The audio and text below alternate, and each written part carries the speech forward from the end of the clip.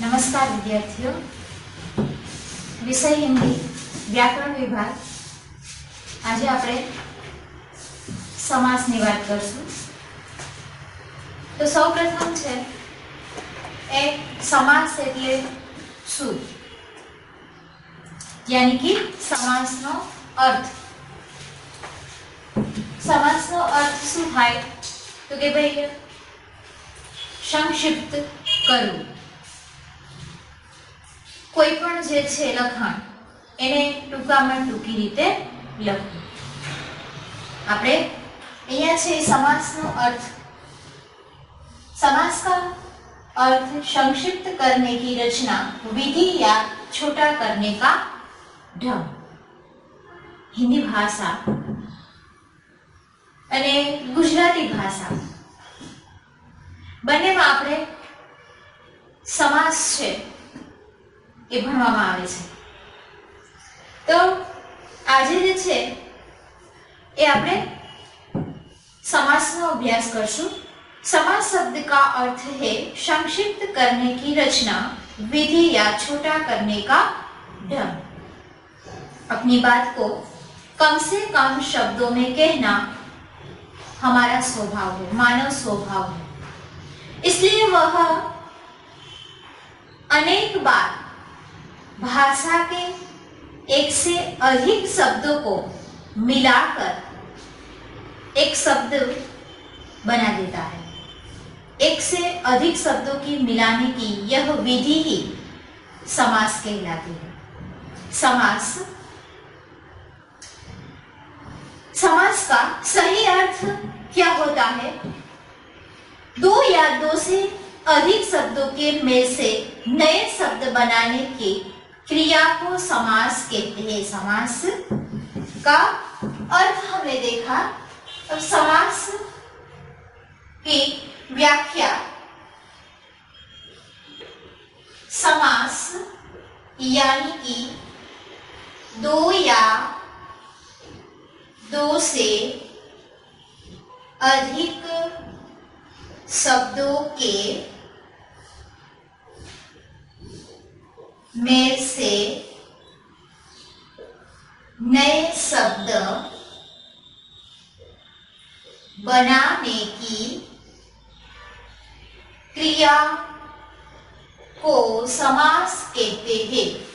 दो या दो से अधिक शब्द की मेल को अलग शब्द बनते हैं, उसे समास कहा जाता है। बीजू आ तो બે શબ્દ છે મળે છે અને સમાસ બને છે। હવે એવી જ રીતે કોઈ એક શબ્દ છે આપેલો છે અને એને છૂટો પાડીએ છીએ તો શું થશે? તો કે समास विग्रह, यानी कि जब समस्त पद को पृथक पृथक यानी कि छूटू पाड़ू पृथक पृथक किया जाता है तो उसे समास विग्रह कहते हैं।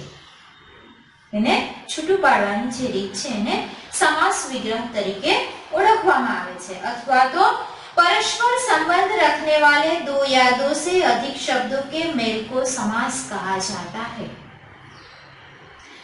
समास वह शब्द रचना है जिसमें अर्थ की दृष्टि से परस्पर स्वतंत्र संबंध रखने वाले दो या दो से अधिक शब्द मिलकर अन्य स्वतंत्र शब्द की रचना करना। समासनी रचना છે કેવી રીતે થાય છે એની વાત છે આપણે કરતા હતા। ओके, समास की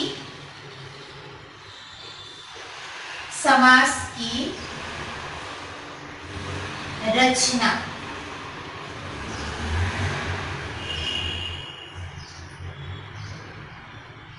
तो कि एक पूर्व पद અને બીજું उत्तर पद।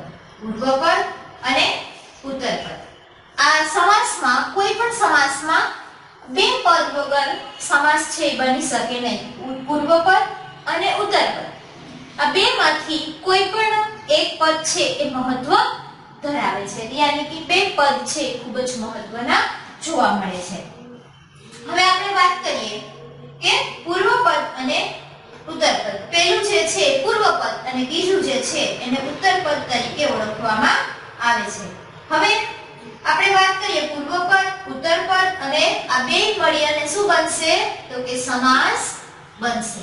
હવે આપણે ઉદાહરણ જોઈએ કે દેશ પ્લસ ભક્ત બરાબર દેશભક્ત.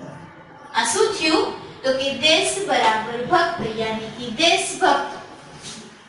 તો આ જે છે એનું ઉદાહરણ બને છે કે કોઈ પણ સમાસ છે એ પૂર્વ પદ અને ઉત્તર પદ મળી અને સમાસ છે એ બનતું જોવા મળે છે.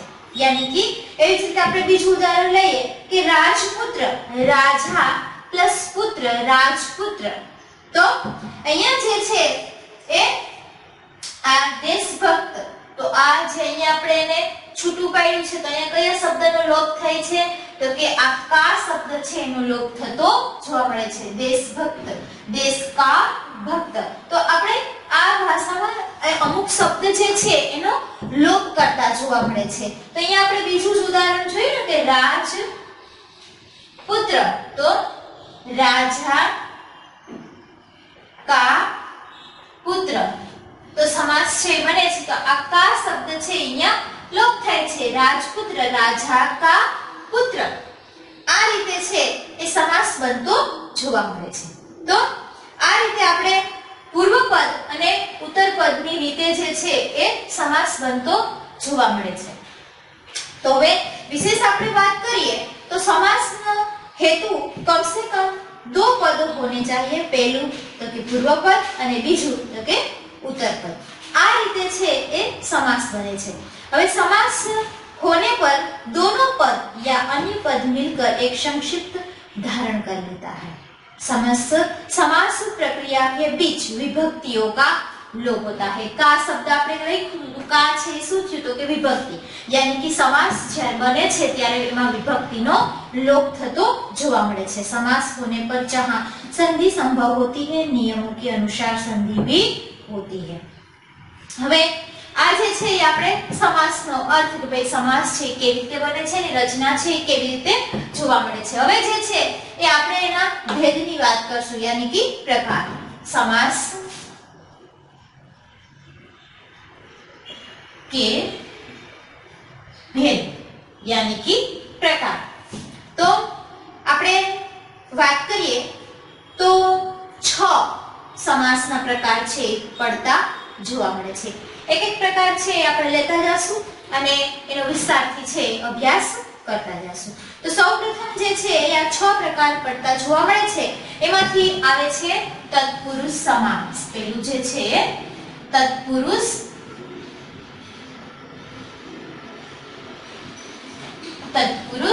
સમાસ. તત્પુરુષ સમાસ છે એમાં તો કે ભાઈ જે ઉત્તર પદ છે એ પ્રધાન જોવા મળે છે. જે આપણે ઉત્તર પદ અને પૂર્વ પદ આ બે પદની છે એ વાત કરતા હતા. તો અહીંયા તત્પુરુષ સમાસ જે છે એમાં તો કે ભાઈ તત્પુરુષને પૂર્વ પદ છે એ ગૌણ હોય છે અને ઉત્તર પદ જે છે એ પ્રધાન હોય છે અને दोनों पदों के मध्य पर सर्ग का लोप होता है. पर सर्ग के आधार पर तत्पुरुष के भी 6 प्रकार पड़ते जो અહીંયા તો કે મુખ્ય 6 પ્રકાર. એવી જ રીતે આ જે તત્પુરુષ છે તો એના પેટા પણ 6 પ્રકાર છે એ પડતા જોવા મળે છે. જે વિભક્તિ યાની કે પર અંદર એક શબ્દ જે છે એનો લોપ થતો જોવા મળે છે. એના આધારે છે એ એના પણ 6 પ્રકાર પડતા જોવા મળે છે. ક ખ ગ ઘ ચ છ.